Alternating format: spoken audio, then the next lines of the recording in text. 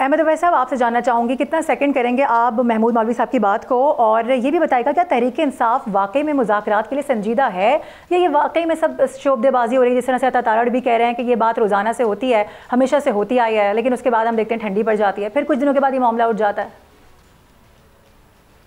بسم اللہ الرحمن الرحیم۔ دیکھیں، بات چیت سے نیگوسیشن سے تو پی ٹی آئی نے اور عمران خان کی طرف سے بھی کوئی کبھی بھی ایسی قدغن نہیں لگائی گئی، ایسی پابندی نہیں لگائی گئی کہ نہیں کر رہی، اور یہ ڈپلومیسی کا ایک حصہ ہے، یہ سیاست کا ایک حصہ ہے بات چیت، نیگوسیشن اکراس دی ٹیبل آپ بیٹھ کے بات چیت کریں، لیکن اس طریقے سے ہونی چاہیے۔ یہ جس طریقے سے یہ سلسلہ شروع کیا تھا، آپ نے دیکھا پیچھے حکومت نے کہ 2 جنوری کو جو ان کی سیکنڈ میٹنگ ہوئی تو اس میں یہ بغیر کسی ریٹن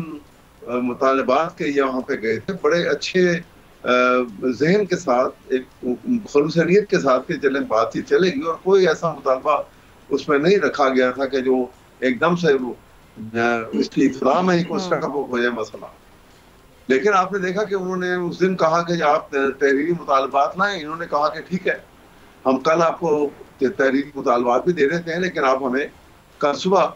عمران خان سے ہماری میٹنگ کروا دیں تاکہ ہم ان سے مشورہ کر کے اور آپ کو ہم پہنچا دیتے ہیں۔ اور انہوں نے کہا ٹھیک ہے، بالکل آپ کل مل لیں۔ لیکن وہ کل ہی کبھی نہ آیا، 12 دن گزر گئے، میٹنگ نہیں ہونے دی انہوں نے۔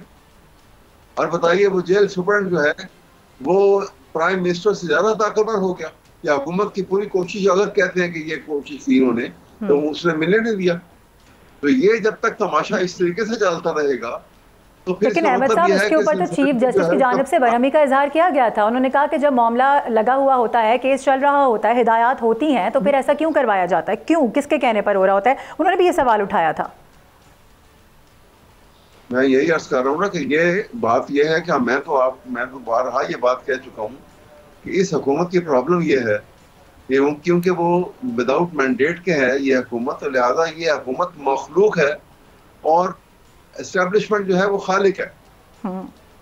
اس لیے خالق جو ہے اس کی ایمان اور مرضی کے بغیر مخلوق کا تو کوئی حق ہی نہیں ہے نا کہ ایک سٹیپ بھی آگے لے یا موو کر سکے، اور یہی ہو رہا ہے یہاں پر۔ صحیح، یہی پرابلم ہمارے لیے بنی ہوئی ہے اور یہی ملک کے لیے پرابلم بنی ہوئی ہے۔